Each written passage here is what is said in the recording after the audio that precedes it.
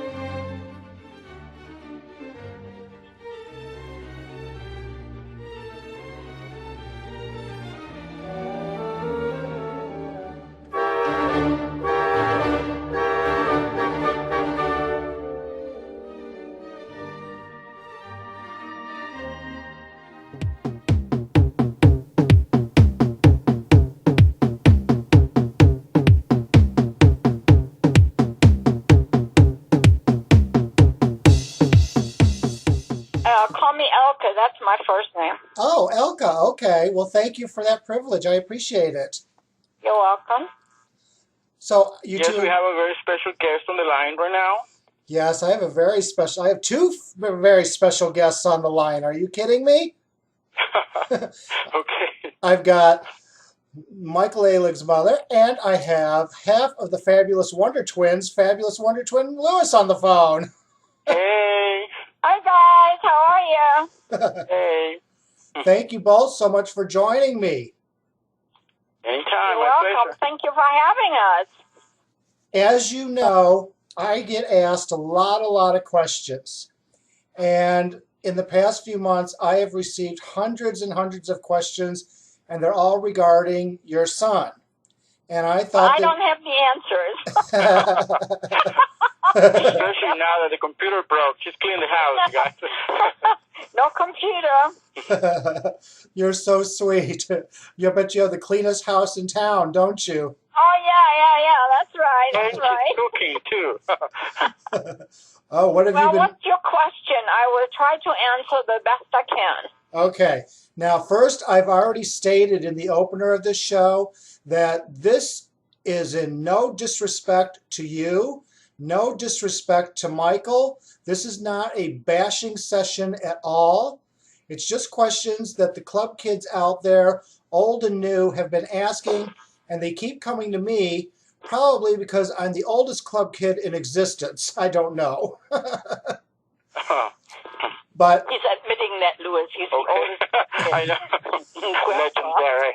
Well, I've been 29 for 22 years. What does that tell you? Okay. I'm 16. Okay. Well, in that case, I'm 10. I'm babysitting. Oh, my goodness. Actually, I'm 69. I'll bet I that's just turned 70. Oh. Okay, what's your question, sweetheart? Well, one of the first question is we know that Michael is up again for a parole hearing in July, and Right. I know that you're hoping that he's released. And he Upon will his be. Yeah, he will be.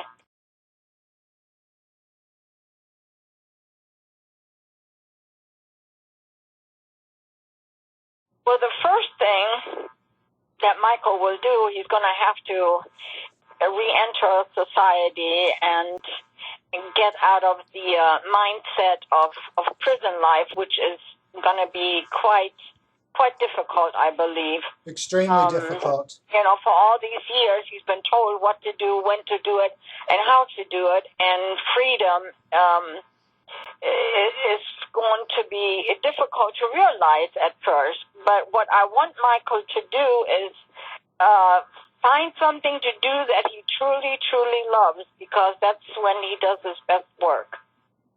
I don't know what that will be, but I'm sure there are going to be offers. Speaking of offers, there are rumors flying all over the internet that they want him for a reality show. Do you think that's a good idea for him? Gosh, I don't know. Michael, you know, I don't think anybody knows this, but Michael is actually very shy. I don't know how. I haven't heard about it, so you're telling me something new. Okay. Does Michael is he aware of what reality shows are right now? Because I know he doesn't have any access to computers or anything like that. No, but he's got a little telly, a little 19-inch black and white telly room that you can watch. But I'll tell you what's going to happen when Michael gets out. He's coming home. He's going to stay home, and she's going to go out to the clubs. I don't think so. Louis, I don't think so. You know, everybody's going to say, well, Michael's going to have a huge party. I don't think so. No, I was saying he's going to stay home, and then you're going to go out. I'm going to go to the clubs, and he's going to hunt me down. I don't know if Michael would do it. I have no idea. Actually, this is the first time I heard about it. Well, you haven't had a computer in a while, and it's been all over the internet. You know, Louis, you know about this, don't you? Mm-hmm, yeah. Exploiting. Well, I think Michael has been exploited enough, don't you think? I do. That's why I would be afraid of it. But that's up to him, you know. We have to understand that Michael is not the little kid from New York anymore. You know, he's in his middle 40s, and he's mature. He's grown man, and he's going to have to make these decisions himself. I have really not much to say about it. I can only guide him, but if he wants to take my advice, it'll be up to him. Okay. Huh? It sounds like you're a very loving mother. You told me that you talk to him twice a week. Have you talked to him twice a week all this time? Yeah. And he's doing good? He's as well as can be expected, you know. Right. There he is, but I think he is at peace with his soul, and he knows that good things are waiting for him when he gets out, and he knows it's going to be in the near future. And I admire Michael for having been so strong-minded, because it takes a very special person to not be affected by all these years, 16 years now. They try to break his spirit, but they haven't. He's still Michael. Still Michael. You mean no matter how hard they tried. You mean the prison has tried to break his spirit? No, they haven't been able to do that. He's still the Michael that you knew. Okay. But in a more mature way. Everybody that visits him always says, gosh, we didn't want to leave him. He's such an interesting person and so intelligent, and we admire him so much. What a waste it has been for this human being to be incarcerated this long. He has got so much to give to society. Yeah, Michael is writing a book which will be, which should come out after he's released. It's called Eligula. Eligula, of course. I love that, Eligula. Would you believe it? Yeah. So you are hoping for a real bright future for him, aren't you? I hope for the best for Michael. You know, I've been there from the beginning, and that's my job. I'm mom. What else? I mean, I love him. He's the apple of my eye.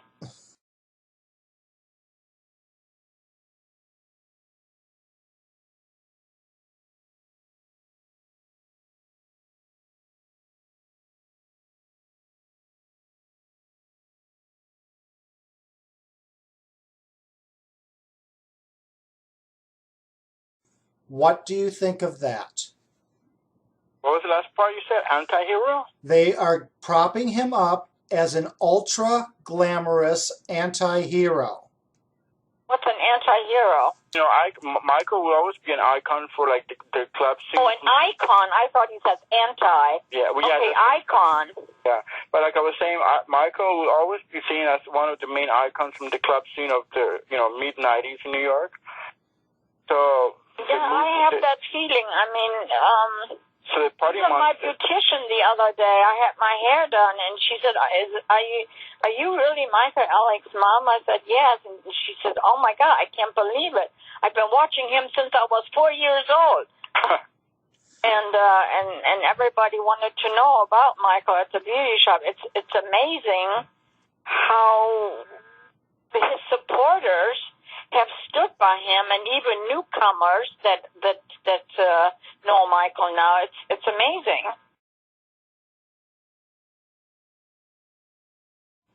But the Party Monster movie was absolutely junk.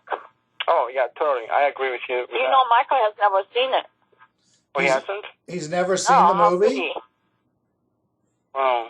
So you don't agree with anything in the movie? They really made him look terrible in that movie, and I'm sorry, but Macaulay Culkin did not do him any justice. Glad to have your opinion on that. Okay, let him have it. Okay, here goes. The scene where Macaulay Culkin says, "Yeah, and we used up all your money and all your drugs, and we want some more." It was like he was reading that off a piece of paper. There is absolutely no acting. Okay. And the way they portrayed Michael, like a jerk. You have heard it from the mother's mouth here, everybody. There you go. Exactly. A lot of people think they know him because of the movie or the book. Isn't that sick? That's just sick. Again, Michael is nothing like Party Monster. Nothing like him. I hated that name. When I was told what the name of the movie was, I was very upset. And I asked the producer and the director, please do not name this movie Party Monster. Because Michael is not a monster. And it was too late. They said they already purchased the name, and that's what it was. What name would you have titled the movie if you had, they say? It's hard to say because of what happened then. Had this not happened with Angel, Michael would have just been a club kid icon. But then this thing happened with Angel, and I don't know. That's a very tough question. That is you could always say, and who is the real Michael? And it was so painful. It was just so painful. I remember the night that Kyoki called me. December 5th, 1996. I never forget that phone call. What was the phone call about? What did he say? Oh, that was the day, that was the night that they picked Michael up in that little motel. What was it? Was it in New Jersey? New Jersey, yeah. Yeah. Forgot the name of the town. And he just, he told me, he says, well, Mom, that's it. They took him away. That was so painful. And then the phone calls that I got from Rikers Island with him crying and everything that he had to go through in that place. The place should be investigated of everything that goes on in there, the corruption. Those must have been very hard for you. That must have been just the worst days of your life to receive. I can't even explain to you. If you can imagine your heart being ripped, not cut, but ripped in pieces. When you have your child on the phone and he's crying to you and telling you all the bad things that have happened to him at Rikers, and there was nothing I could do. Nothing. Is there something that you would like to say to the people that have hated him and had all these negative, bad things to say about him because of the charge that he was convicted for? Well, what can I say? Haters are always going to be there. I There's agree. nothing we can do about it. I agree. He committed a crime, but he's paying for it. Okay. And everybody deserves a second chance. You're right there. That's true.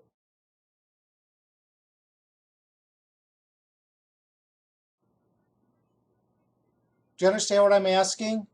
Yeah, I know what you're asking me. Yes, I thought about it, but yet again, the only thing on my mind was Michael, and he is my son. And I will be there for him no matter what, and I will love him no matter what. He is my blood, and that's all I could think of.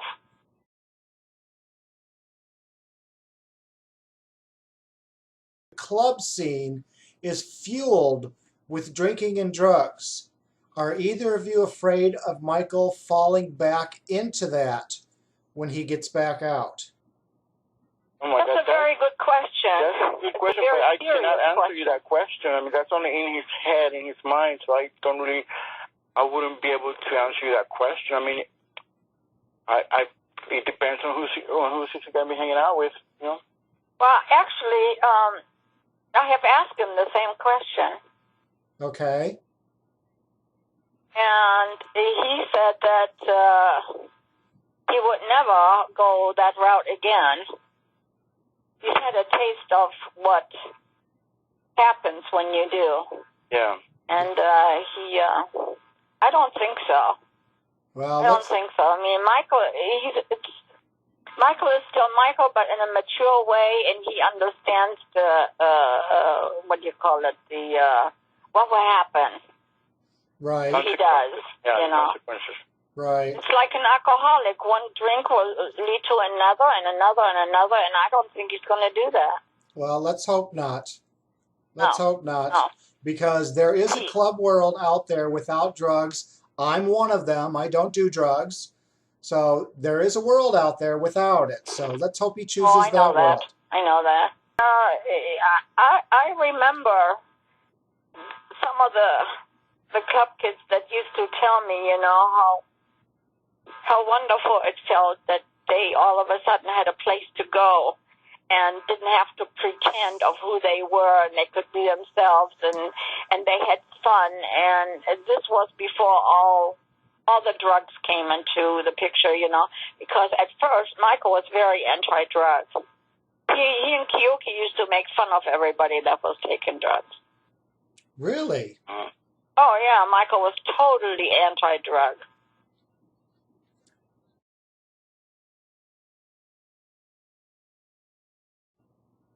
Is there anything you'd like to say to the club kids out there that are coming up? And Yes. It's I find it amazing, and I'm so thankful that the supporters have stood by him through all these years, and even the newcomers. I know that Michael is grateful for all the mail he's getting, and knowing that these fans and his friends are still by his side. And I want to say thank you so much. Don't stop loving him, because he deserves it and he needs to be loved. that's very sweet of you to say. Now, Yeah, so it's all about love, everybody. It's all about love. What about love? Can I hear love? love! Love! Yeah, drop the attitude and give me some love. Yes. Wow. Well, I want to say that we're coming to the end here. So I want to say thank you to both of you so much for talking with me and to letting everybody hear your opinion on this. My purpose of this show was to, one, answer all the questions that everybody's been sending in, and two, to give them an accurate, I hope, description of what, he's really about. So many people think that he is Macaulay Culkin in Party Monster and don't know the real Michael. And I thank you tonight as his mother, and you, Fab Wonder Twin Lewis, as his friend, to giving us the insight as to who he really is and what we hope he will be upon his release. And I want to thank you for giving me the opportunity to speak from my heart and tell you and the listeners what Michael is really all about. Don't believe everything you see and hear. Don't believe that movie was true. Michael is nothing like that. You got to know him to love him. Well, take the time to get to know him. Write him. And don't forget, somebody send her a computer now. Yeah, somebody send me a computer now, like yesterday. Mommy needs a computer. My little fingers are nervous. The house is looking too clean. Yeah, the house is too clean. Well, Too much cooking going on. Yeah. If you need another house to clean, you can come over here. Don't worry about it. No, thank you. No, 9, Dankeschön. Well, I want to thank very much Fab Wonder Twin Lewis for being with us, and I really want to thank Michael's mother, Elke Alig, for being with us. They both gave us a true insight to what the real Michael was, and as you've heard her say, don't pay attention to that movie Party Monster. That's his mother speaking. You listen to her now. I want to thank you both. Would you like to say any last words to everybody before we go? I'll see you guys on the dance floor. I'll see you guys on the dance floor. Here's to Michael, and here's to all of us, and a happy future. Fabulous. You two take care, and thank you so much. Bye-bye.